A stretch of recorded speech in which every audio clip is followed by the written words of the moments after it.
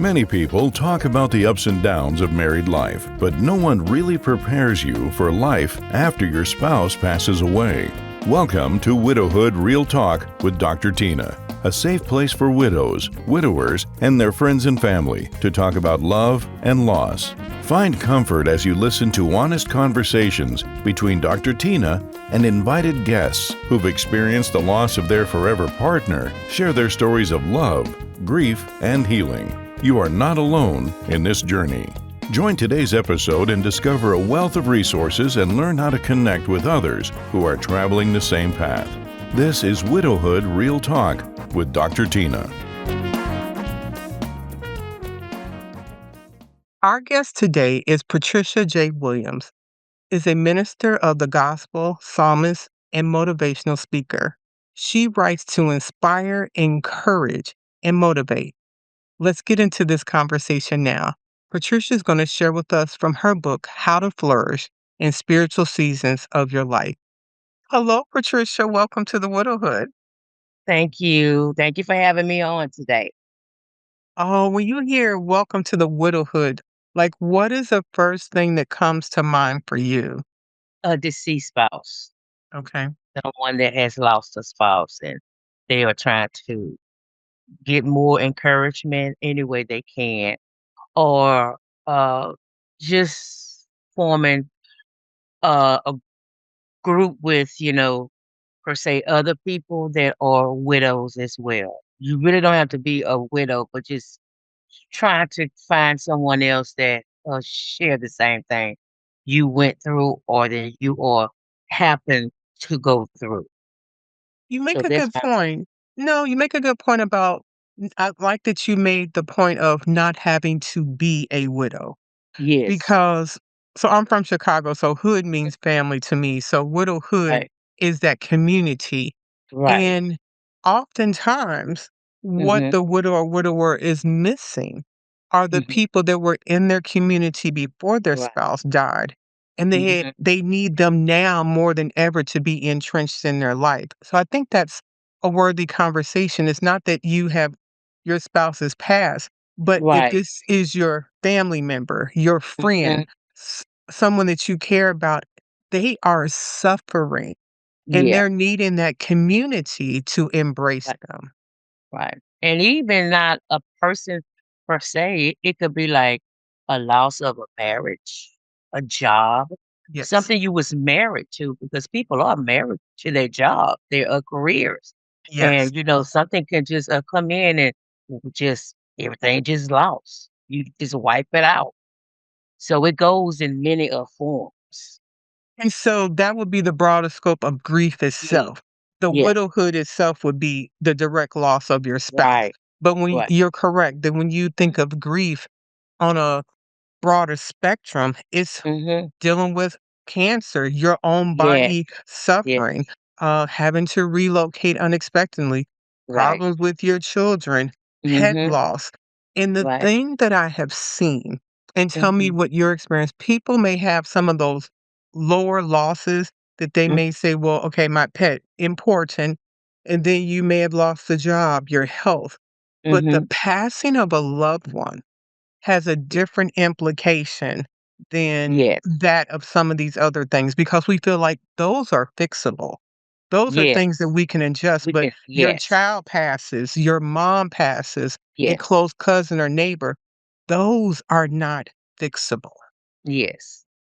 They are not fixable because we are learning how to live without them being here.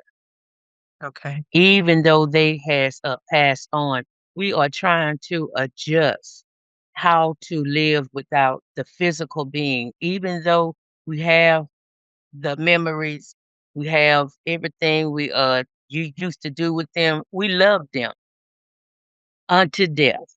So now we are trying to fix our heart to say, okay, they are not here no more. But how do we adjust when, we see every little thing? Say like you are in Walmart and you just pass by something they like to eat. And then bam, here comes the memory again. How do we adjust to that? That's what we're going through every day, day by day. how to live without that, without them. I would also add that we Mhm. love them currently. It's Yes. oftentimes people go, "Your loved one," ED, as Yes. if it's past tense. That's Yes. where I think some of the confliction or trauma, we Mhm. love them currently. Currently. Yes. The love does not stop because they stop Never. breathing. Right. It's just a continue. It's just how do we adjust to love them without seeing their physical being? Mm. That's why we have to learn how to get past that stage. And Because, so you like you you say said, it would never stop. you say "we," so that leads me to believe you have a personal experience Mhm. with grief or someone no longer being here. Would you mind sharing about that? Yes, I had went through a season of where I lost my mother, my sister, actually, 2 siblings, 2 first cousins within a 3-year span, and my, Mm. dad too. And me being a minister of the gospel, we tend to always encourage someone else, and we give them like they are in a better place or something like that. And I had to learn how to, per se, take off the title and be like, okay, God, how do I heal? Because I was close to, we have a family that we are tight knit. And I had to learn how to adjust to them leaving me, just going on because I didn't know how to handle grief because I was in a place to where grief wanted to succumb me, just wanted me just to be in the house, do not talk to anyone, do not eat. So I had to adjust to how do I overcome that mentality of it because it would literally grip your mind, grip your spirit, grip your soul. It would take you to a place of, they say, no return. So I had to really come together with myself because I actually faulted God because I say, okay, God, you did not prepare me for this. I mean, I actually faulted it. And once you get out your feelings, because that's one thing we don't want to be open to people, because people see you at this level where you don't break down. You supposed to act a certain way. So when I decided, hey, I need to be here for my other family members, my children. So I had to get myself together because I could not be a help to nobody else when I wasn't together. I was broken. So Thank you. yes, I had a personal experience with it. I wanna ask a couple of questions about things that you just mentioned. You Mhm. said you are a minister of the gospel. Yeah. Explain that for someone that's hearing that for the first time. A minister of the gospel, I walk in the office of the prophet. I be preaching, I be encouraging, I write books. People will call on me for a prayer and everything else. Um, I always had a word for someone else. I always poured into someone else. So when it was time for me to get poured into, encouraged, it was like people were scared to say anything to me because they didn't know how I was reacting or because of the title I had. They didn't know what to say. They didn't know whether or not I was going to accept it or what. And that's why I be telling people that are in that title position, it's okay to be you. It is okay to be you. It is okay to take the title off. It is okay to accept words from other people. We are not that so high mighty till we can't not come down and say, "Hey, I need help. Come on and talk to me. What can you tell me?" And And when you say gospel, what does that represent? it represents. We can speak through people through song. We can speak through and we can encourage people through the Bible, what God says, and the Word of God. And it's just a whole line of gospel. You can do gospel with a dance. You can dance through a gospel song. So it's a large spectrum of gospel just to reach the people to say, hey, Jesus saves. And in all of that, so I would guess that that's taking training, Mhm. information, and so people look at you as someone that has a close relationship with God. With God, yes. And so now it's not supporting others. It is Mhm. your own personal experience where your loved ones have died, Right, transitioned, however right, you want to phrase that. And if I right. heard you correctly, you yourself faulted God for that. So for Yes. the person whose loved one has passed and they say they're mad at God, what would you say to them? Because many people struggle with that. Many people struggle with that because the love is so strong. Because we love hard. I mean, we love really hard. And we expect our loved ones to be here forever. We even expect our own self to be here forever. God and I had to look at it like this. I was upset with God, but God had to really deal with me. He would say, "Would you want them to live a life of sickness, of pain, of hurt?" And we also got to look at their relationship with God. We don't know the conversation they had with God. They probably told God, "Okay, God, I am ready to go home. Come and take me." We don't want to be in that place of, per se, selfishness to say, "No, God, do not take them," because we don't know what they said to him. So God had to really deal with me. Don't be selfish. Look at it from their perspective. You're not going through their sickness. You don't know what they went And so for the part of them that is just mad at God for this, how through. does one wrestle or manage? They believe in God, they trust God, but now they're mad at God because this has happened to them personally. Emotionalism. We as people go through that all the time. And when our emotions get to a certain peak, we don't hear nobody. Our ears are shut. We are shut down. So we have to go to a place to where we have to just, per se, settle down. Because once that we get up in an uproar and everything, we just doing our own thing. But once we get to a place of being shut down until we come down, that's when God begins to deal with our heart and he can talk to us then because it's just like your own child.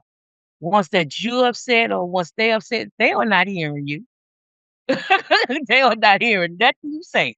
So once everybody settled down and we just talk it out. And so once that we just sit down and then we just allow God to minister to us. And the first thing he would do is minister to us through his word, through his Bible, through scriptures. That is the first thing. And then that's when your spiritual mind, your spiritual ears, your eyes, everything is beginning to open up. So then that's when he can come in and really talk to you and really calm you down. And it is okay to be honest with him. He would rather for you to be honest with him than to just keep living a lie because we got to know he know all things. He know everything about us. Even before it happens, he knows about it. So it is okay to be honest with him. Another thing you spoke about, you mentioned about being able to put down the title yourself and Mhm, recommending that for other people. And you also spoke about these one-liners that people give to those who are grieving and thinking mhm. that they are comforting them. For the person that is struggling with saying, I know how I may have shown up with other people, but now that I'm in this place, this feels different.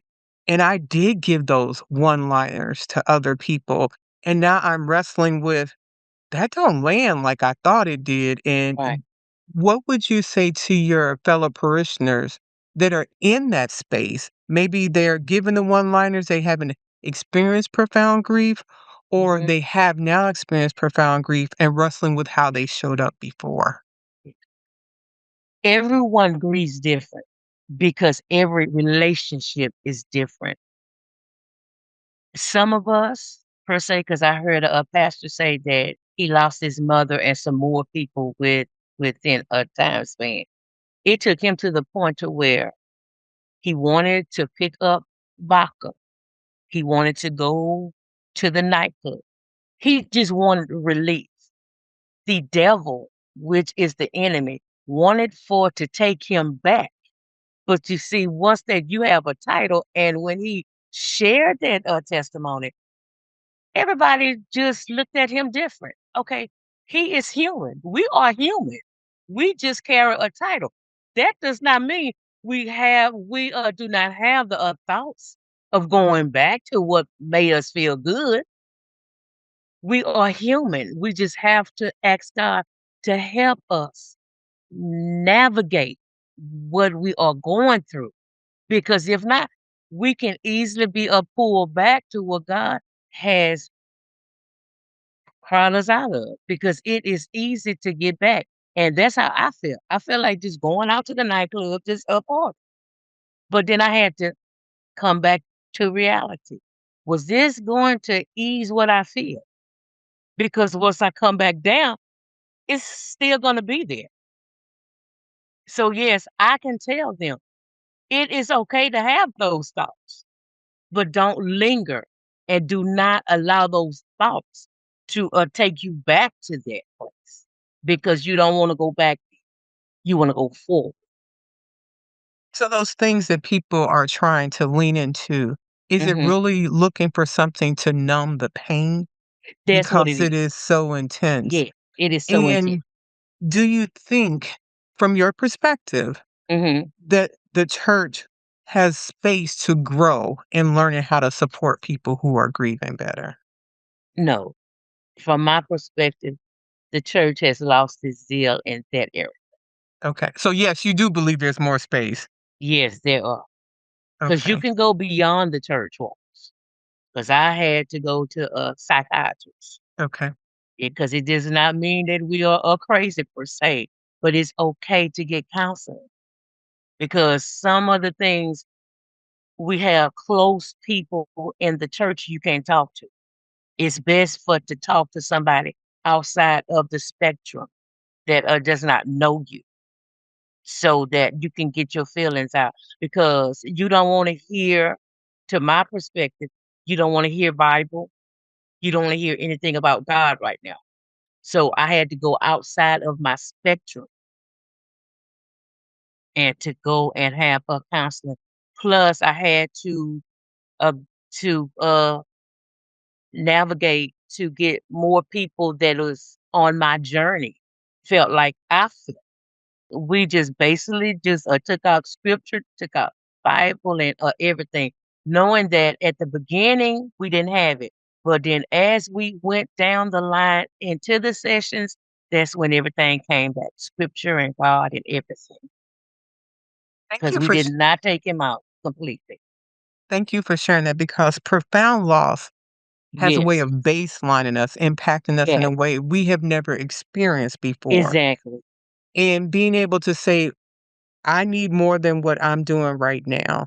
right, And I need to have community, is what I heard in the other people. right, Seeking professional advice because we are body, soul, and spirit, and not yes, understanding how the brain processes hmm, grief leaves you without information that can be helpful right, on this right, journey. right. How did all of this come into a book that you wrote, How to Flourish in the Spiritual Seasons of Your Life? How did that relate to your grief journey? Oh, we have different seasons, just like in the natural world. We have summer, spring, fall, winter. No, no, no. How did you come to the part to write the book? What was Oh, you're right. the Oh, because I had to go through different phases of my life. okay. Yeah, I had to go through the phase of my winter phase, my summer phase, my spring phase. I had to go through different phases of grief because that's what you wanted to know, right? But people go through those, but what made you decide to write about it, to put it into a book? You often Oh, people have okay. those experiences, but it doesn't culminate into a book. For you, Yes. what was that?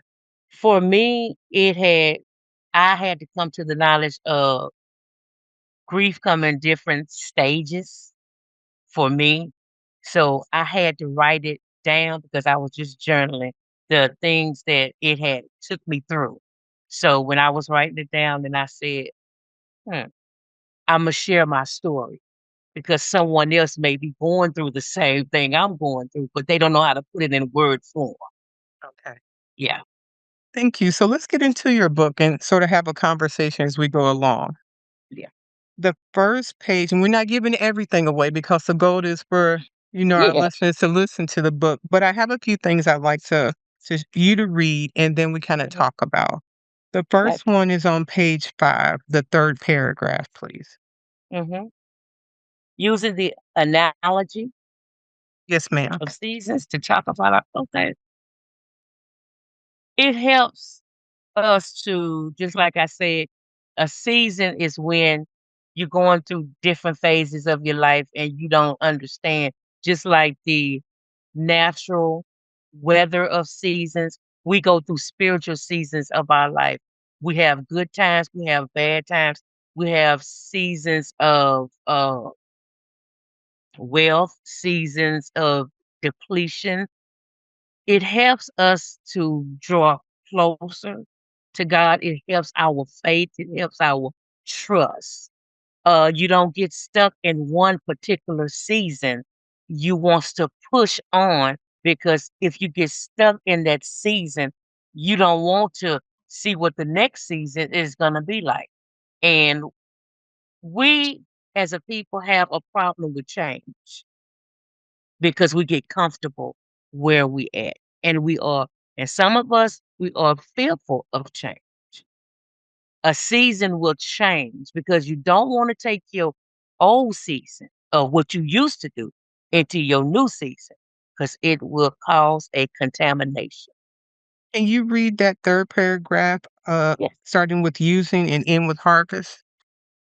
Using the analogy of seasons to talk about our spiritual lives helps us realize that the phase we're in is part of a larger pattern that won't last forever, but will eventually introduce us to something new and different.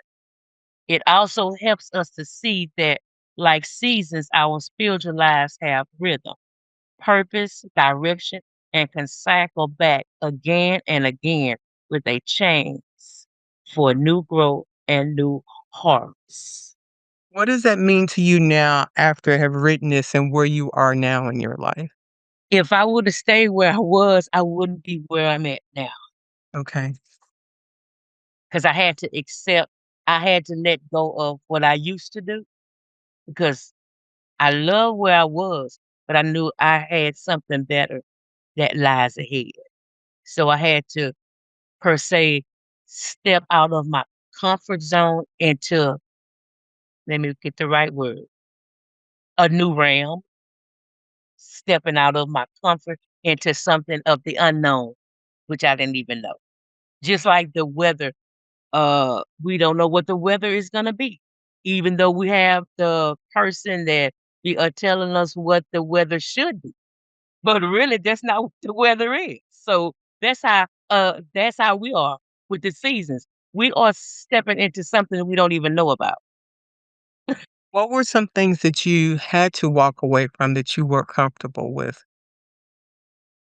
My friends, some friends that I thought they was with me, and once I began to change, wanting more, because I knew, hey, this is not all of it. It's something deeper. It's something more that I can obtain. And when God, because I talk about God a lot because I know He changed my life completely. And once God began to deal with me, they couldn't accept the change. They still was in my past. They still was holding on to the old me when I was trying to let go of the old me and step into the new me. So I had to let go of some people, some places, some things, somewhere I used to go with, used to say, even my mindset. And that's a very important thing. You have to have a changed mindset. You can't have the mindset of living beneath your privilege. You have to see yourself as living beyond what you are now. You got to see yourself where you want to be. So I had to let go of my old mindset. Okay. Hmm. Let's move to page number 11, please. Okay. And if you would read, starting with this and ending with dryness, and then we'll talk about it. At the bottom, page 11, Okay. starting When with people, this. I'm sorry, go ahead. okay, okay, this kind of spiritual dry spell can come after walking through difficulties, spending time in half-heartedness, or sin, or simply getting stuck in a rut. When people say they are spiritually dry, they usually mean they feel distant from God or they are struggling to grow spiritually. They don't see God working, the burdens of life press in, and they begin to feel discouraged. They search for God in a dry and parched land where there is no water. Psalm 63, verse 1. It is a time of spiritual dryness. There may be several reasons for spiritual dryness. Spiritual dryness for someone that's not a churchgoer, someone that's not reading the Bible, does that relate to them or is that just for people in the church? People in the church, because remember, you have to give your life over to Christ. But can anybody be having a dry spell in life? Is that overall or is that just a colloquialism in the church? Spiritual dryness is different from the world because Okay. remember, we are children of God and we're going to go through a spiritual dryness. That means that you are not now.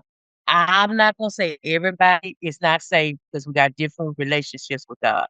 I'm saying this is where you have a close walk with God and then you don't feel God anymore Okay. because something may have came in and wiped your relationship.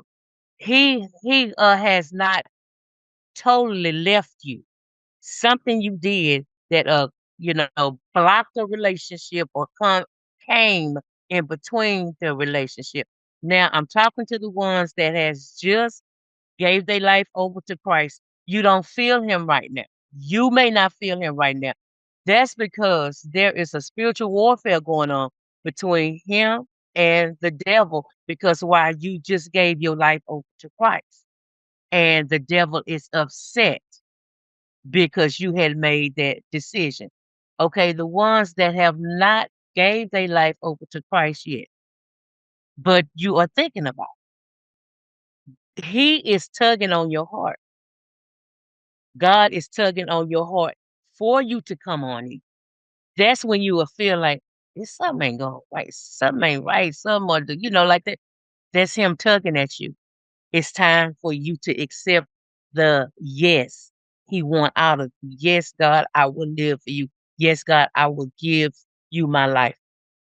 That is part of it too, Okay. because things will happen. And it's not like he is scaring you for to come to him because we all have free will. We can accept him or not.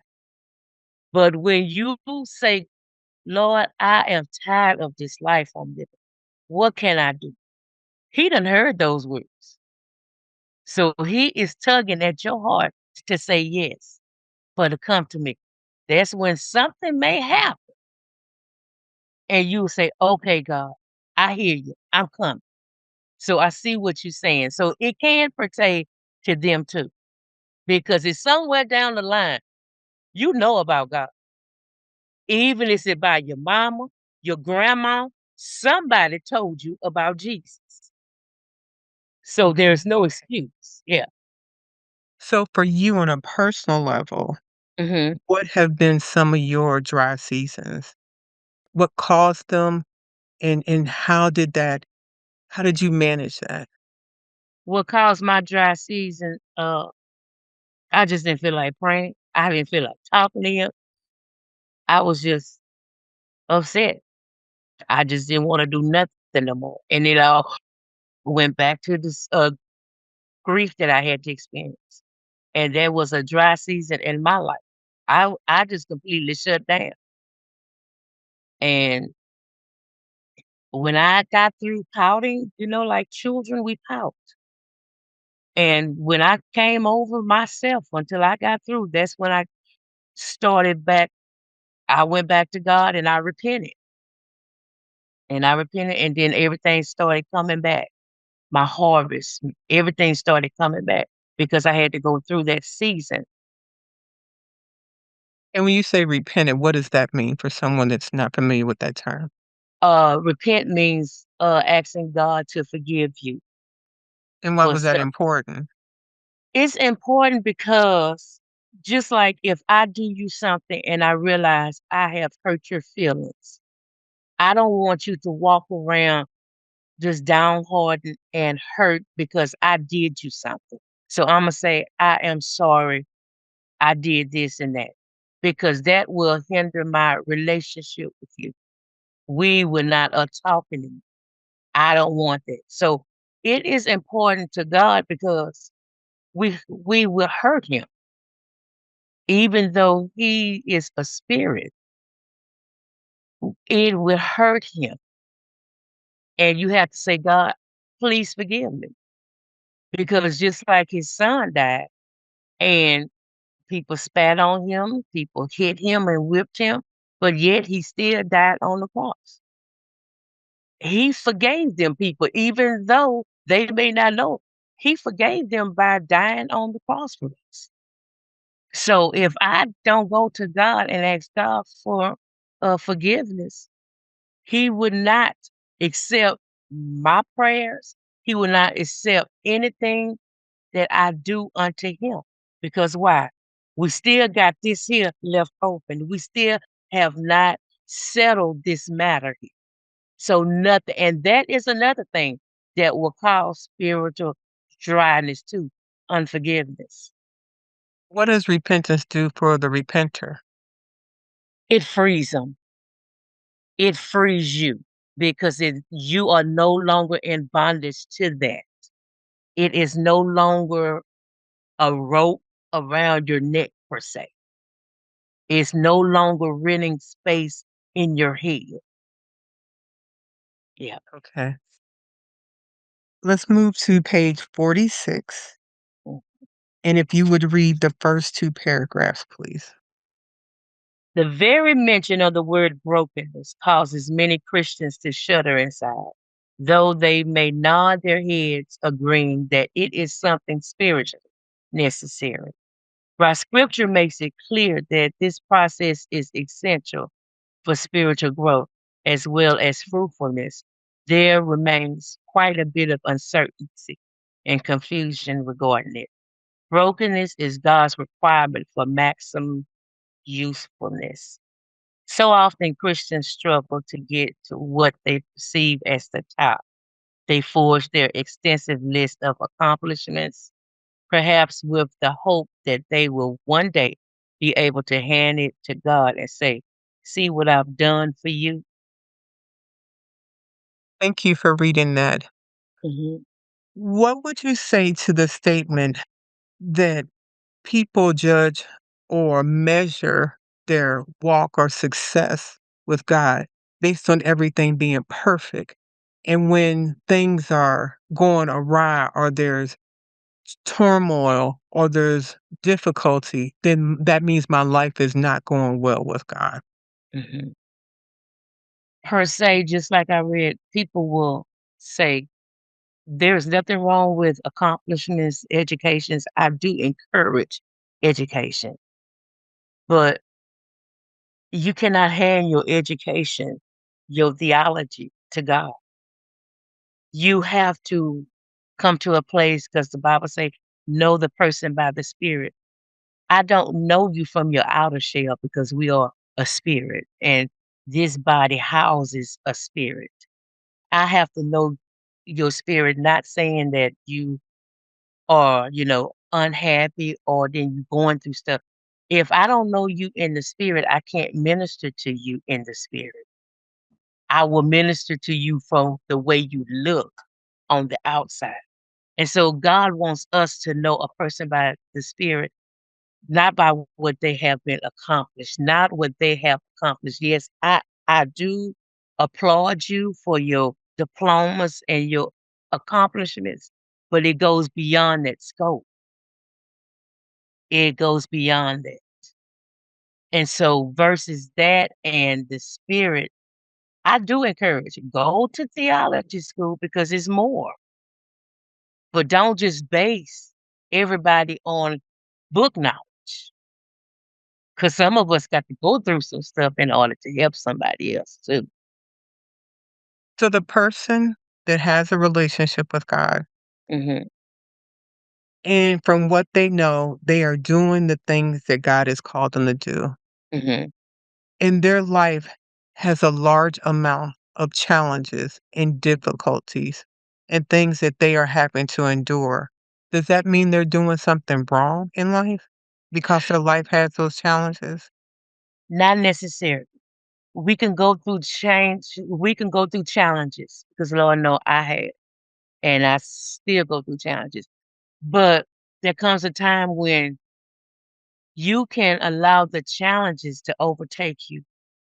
Per se, you can be preaching like I was, preaching from a place of pain, a place of challenges. And when you get to that point, you have to sit down. You have to regroup because you're doing more harm than good. You are spewing what you're going through over that person's life. So I would tell that person, sit down, allow God to heal you, and then allow God to take you through the things you have to go through before you speak to someone like the congregation. Because true, and we know we got people that are out there going through the mental illness and things. And they are just going along like there is nothing going on. Everything is fine. Come on now. We got to be real with ourselves. We got to be real with God. Hey, I need help. I can't help nobody until you help me. So is pain part of living? Yes, it is. Yes, most definitely. Through your pain, you will find your purpose. Pain, uh, you would never outgrow. You would never outlive pain until the day God calls us home. We're gonna have pain. Having a relationship with God does not make me immune to pain. Exactly. Okay. It teaches you. It teaches you how to handle it, and it also teaches you to not allow the pain to overtake your life. Mm. Because we can go through pain and we don't even know that we don't went through pain. It just comes just that quick because it teaches us how to handle it. When you were writing this book, Mhm. what did you want the reader to take away? I want the readers to know it's okay. It's okay to be you, but don't let your old version of you label your new version of you. Don't allow your past to overcome your future. And when I was writing this book, it was the seasons that I went through. I had to, I thought it was out per se. I thought everything was out and then I was free and I was walking, I You had, passed that, you got the T-shirt and know what to yeah, do. yeah. Oh, I got this. Shoot. I started crying. I said, wait a minute. I thought I was delivered from this. Things was resurfaced. It was in the back of my mind. I thought I had everything was great. Oh no, and that's another thing to my writers, those who are writing, things are gonna come up you thought that was gone, but it was really suppressed in the back of your mind. And once you get it on paper, hey, you deliver from it. Okay, I'm gone now. I done conquered this. So writing actually allows you to free your own self before it gets to the people. Makes sense? And there is much power in journaling, and it's Yes, a it is. way of getting it out. 2 more Yes. sections. Page Mhm. number 53. Okay. If you would start with times of transition and end with the word way, please. Okay. Times of transition will always reveal your character. If you want to learn about who you really are and what you can handle or tolerate, go through a season of transition. Your response during that time will tell you what you're made of. Sometimes it can feel like these times of change are bringing out the worst in you. You're asking yourself, why am I struggling with this? This has never been an issue for me. Or I thought I overcame this already. And I know I'm way better than how I'm feeling or acting right now. I don't know where this came from. So, do you feel as though you are in transition in relation to your spiritual gift, prophetic ministry, or calling? Transition can be a challenging time. We are uncomfortable with the status quo, and yet the new opportunity that God has not yet manifested. In spite of the trials, transition is powerful. It heralds the fact that a new season of fruitfulness is on its way. Now, this book was copyrighted in 2019. Mhm. We are now in 2026. What does Patricia see now that she's learned of herself since writing this and what you've experienced for your character? I see that I see a different version of me because when people say you will never be nothing, you will never experience anything, or you can't have this, you can't have that. I showed them who I was, who God says that I am. And I can go back and say, come on, let's go out to eat because you told me I couldn't do this, but I'm telling you, hey, let's go out to eat. I thank you. I thank you because your words pushed me. Yeah. I didn't settle for what you said. I dug deep inside and that transition change. Because if I wouldn't have stepped out and believed that I can do it, now would somebody else say, well, I couldn't do it, I would never be at the place I am. Have the experience in life surprised you about anything about your own personal character? Yes, it has. It has. It has surprised me, overwhelmingly surprised me because the words had manifested in my mind. And it started back when I had to change my mindset. It all goes back to your mindset. You are who you believe and think you are. And you can have what you say you can have, despite of where you came from. You can still have it. Mm. Mhm.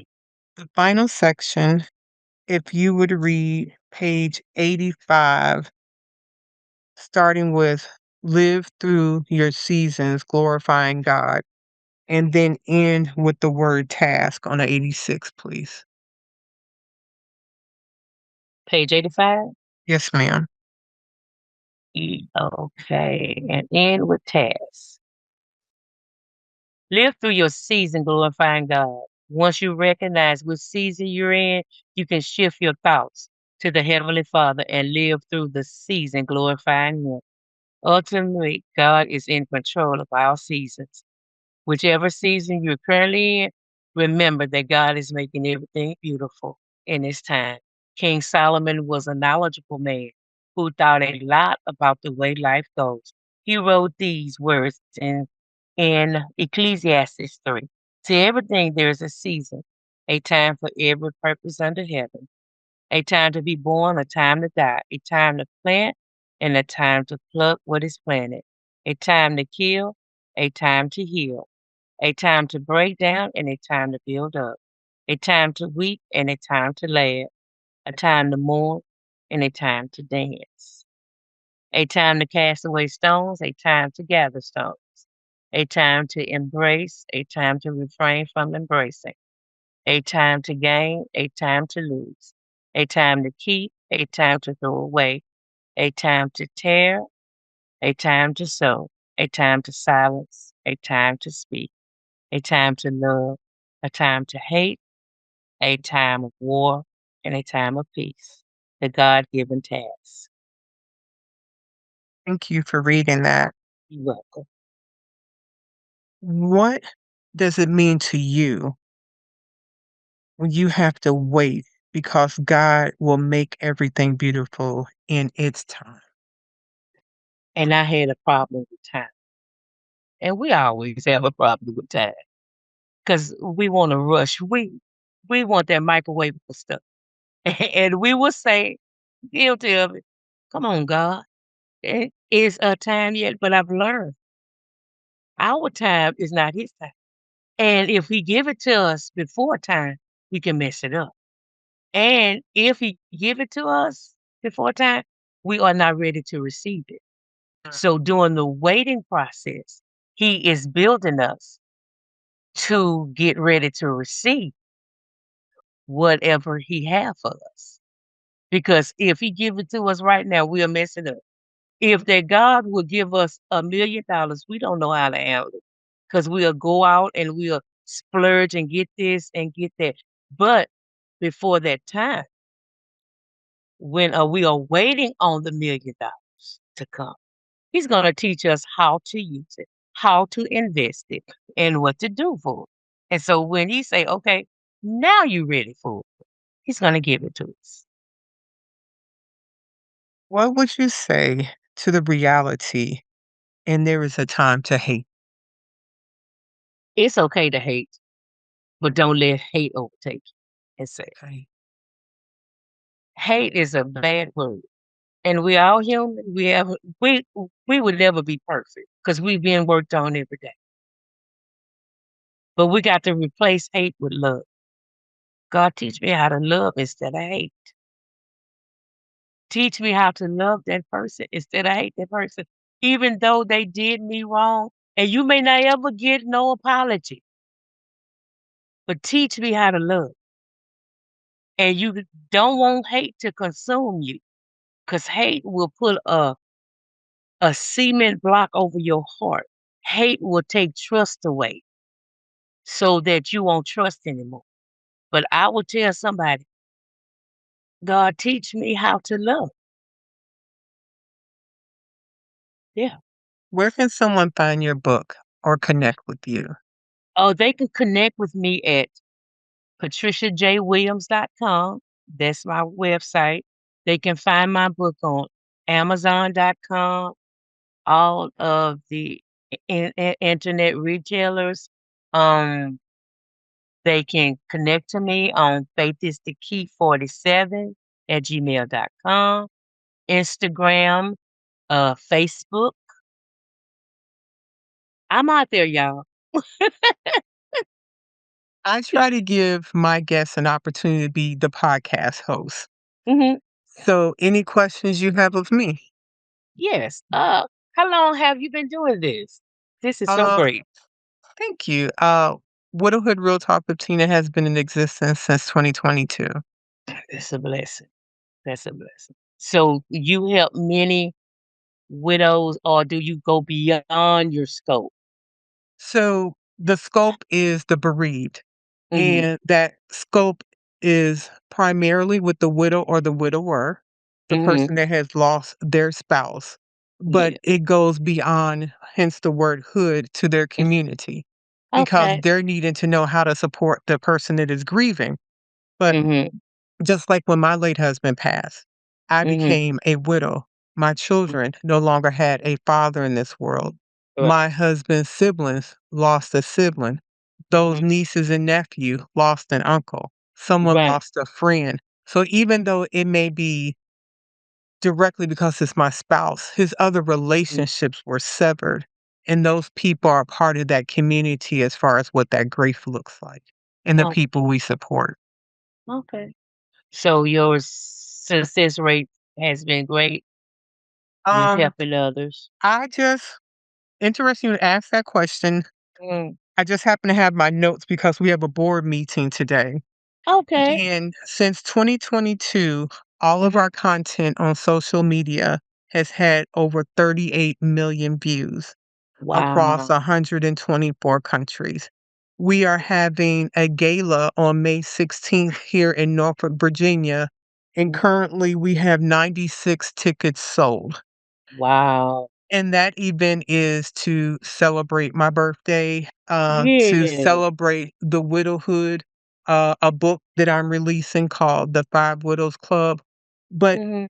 I would say at least half of these people are people that we've met on social media and coming together for the first time, that have been Okay. listening to the podcast, part of a TikTok live, or different things or events that we've had. So, having an annual butterfly release ceremony, we're preparing to develop a memorial garden that will Mhm. have a food production part of it. Also, we do programs to help children who have one or more parents deceased to have toys for Christmas or gifts. Right. So the reach of that in creating community is very expansive and beneficial. Okay. Wow. It's a blessing. Wow. I'm so glad to meet you. You know, Wow. I I don't would have any more questions. okay. Well, I would ask you to close out this conversation with any final comments or maybe something wanted to cover and we didn't dive into, and just remind people how they can connect with you. I just want to let everyone know it is okay. It is okay to share and it is okay to connect with the people that is in your scope and your community. And if you have that book inside of you, some people say, well, I don't know where to start. I don't know. Just start writing. And then in the scope of your writing, it's gonna come all into the form you need it to come into. Uh, and I also want because I hear this very in my ear. Some of you are scared to talk about what's going on with you. Don't be. Find a per se a doctor and talk to him. It is okay to talk to someone out of your scope, out of your spectrum. Get professional help because if not, it is the enemy's job to want to per se run you crazy with things and things of the world is so much going on. You know, your family needs you, your friends need you, people need you. Find you some help. It is okay. It is okay. And if you need to contact me or you need to write me, my mailing address is P.O. Box 3514. Pineville, that's Pineville, Louisiana, 71361. And you can just drop me a line or just hook me up on Facebook. And remember, I am praying for everyone. Thank you, Patricia. You welcome. Thank you for spending another episode with Widowhood Real Talk. If you found the contents of today helpful, share the episode to anyone you know who may need it. Subscribe to the show and tune in to Widowhood Real Talk each week. Then, visit widowhood-realtalkwithtina.org to join the community and access additional resources. Remember, you are not alone in this journey.